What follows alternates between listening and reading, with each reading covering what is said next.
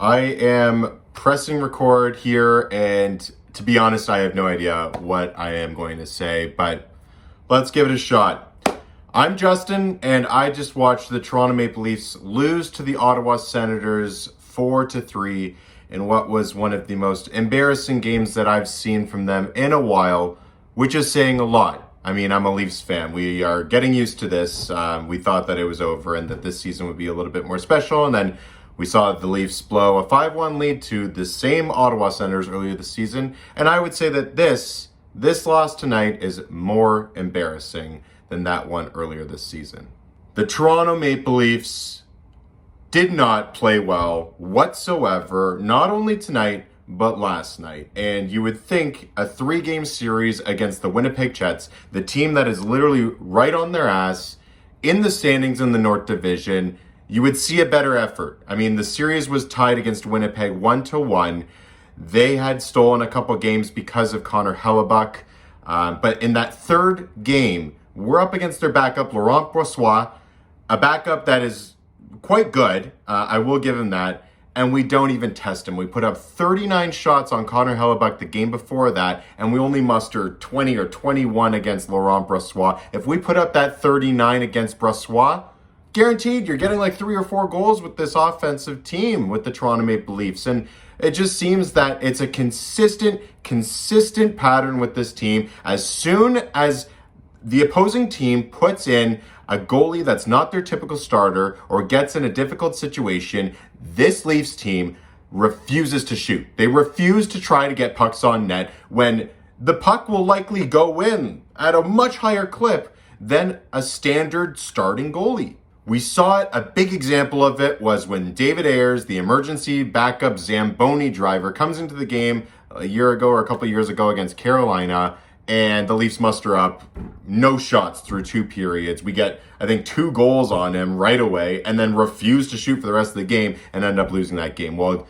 again, we see it tonight. Matt Murray is the starter for the Ottawa Senators, and Matt Murray is already playing like trash. So when he gets pulled out of the game in the warm-up and they have to put in their third-string goalie who's only played 5 NHL games in his career and has never gotten a win, you would think that the Leafs would come out with a little bit more effort to get the puck on the net, especially the day after they play a miserable performance against the Winnipeg Jets. Again, a team that's right behind them in the standings. So after a bad game against Winnipeg, you would think that the Leafs would come out strong against the last place team in the division. And they played worse, even worse than they played last night, refused to shoot on this backup goalie.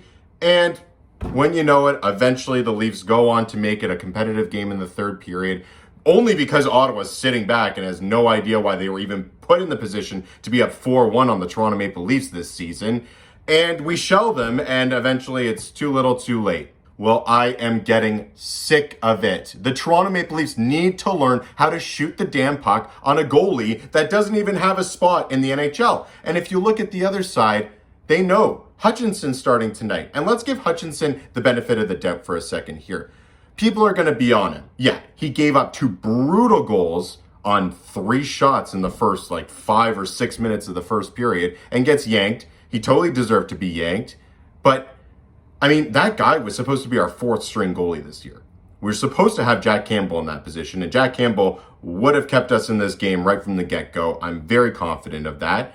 And instead, Hutchinson is in because they picked our other goalie up off of waivers.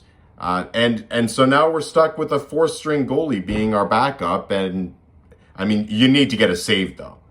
Sorry, Hutch, I know you're in a bad situation here, but you need to get a save. I mean, he gave us no chance to be competitive. When you go down 2-0 on the first 3 shots in the game, your team has literally no mojo, no juice.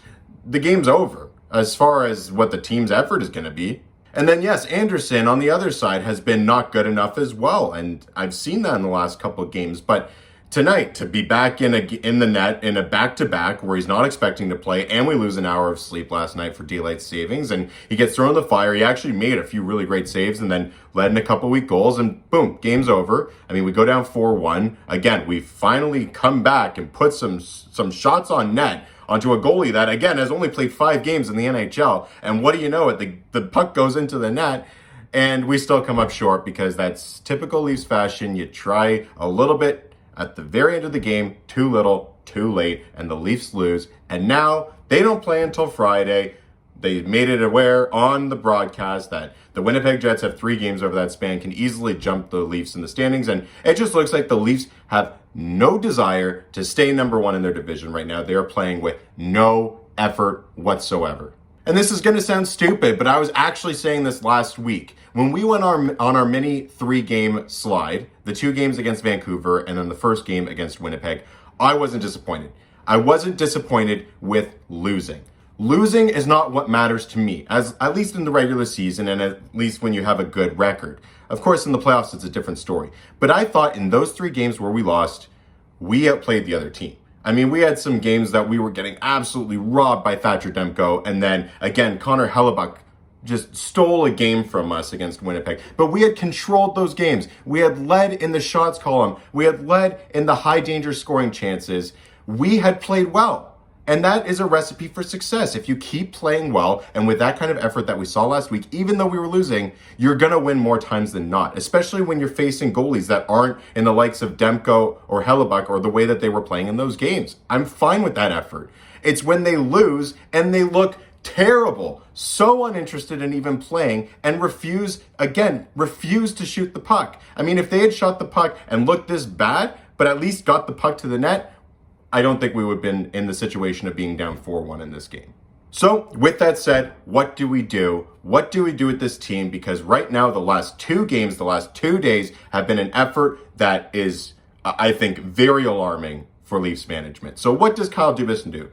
We know that he's been talking about making a trade and he's had a few in the works. And this was already a target timeline for the Leafs to make a move because they only play a few games over the next 2 weeks. Like we said, the next game isn't until Friday. So as far as acquiring a player from an American team, this is the time to get one because they can quarantine and miss the fewest games possible. Well, throw that out of the window. With that aside, make a deal tomorrow. I don't care about trying to fix what's in this room. I know this is a great time to make a deal with the quarantine, but this is also a great time to make a deal because these guys need a wake-up call and quick. The 3 losses last week, I don't blame them for it, but combining those with the 2 losses over the last 2 days is just not good enough. It is a slump we cannot afford to have in a season where you're only playing teams in your own division and playing teams that are literally chasing you in the standings.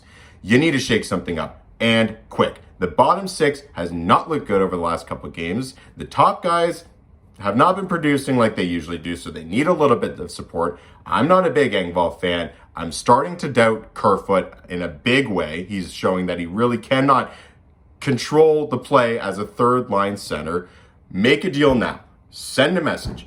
And you know what? Honestly, I would not have even blamed Dubas if he had made a deal in between the second and third period of tonight's game where you pull someone out of the dressing room, you say, sorry, man, we got a deal. You're out of here. You make all the guys say bye in the middle of the game and send a message. These guys need to understand that this is the year that you cannot be taking nights off. Any nights off. So to take 2 back-to-back against 2 teams where the first one you can't afford to lose because they're behind you in the standings. And the second one, they're in last place. And I'm tired of giving Ottawa the benefit of the doubt. I was doing that all season up to this point in the season. I was saying that the Ottawa Senators are not as bad as people give them credit. I was saying that the Ottawa Senators might even surprise some people this year and will compete very hard against the Toronto Maple Leafs this season because of the nature of the Battle of Ontario.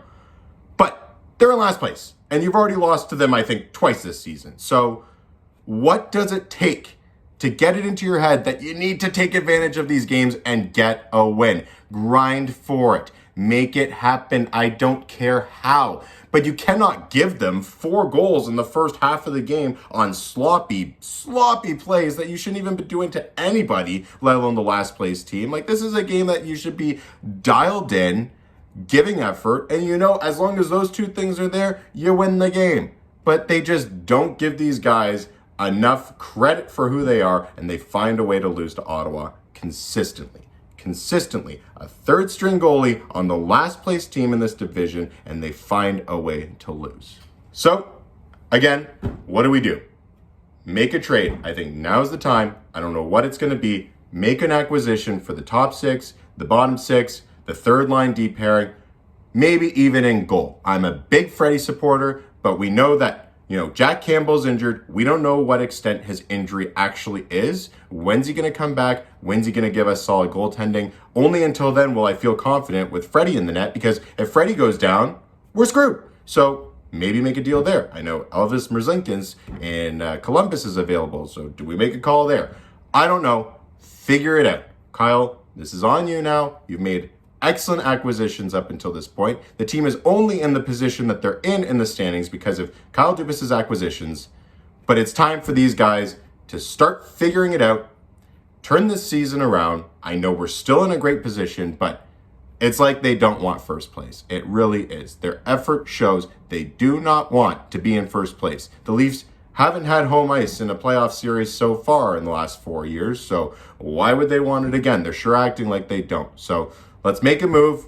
Let's regroup. We've got a week or just about before our next game. Lots of time to figure this out.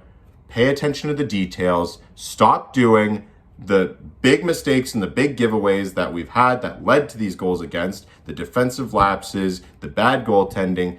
Figure it out. So thank you everyone for watching my rant. I am pretty upset about this. I don't care that the Leafs made it competitive at the end and almost pulled it off.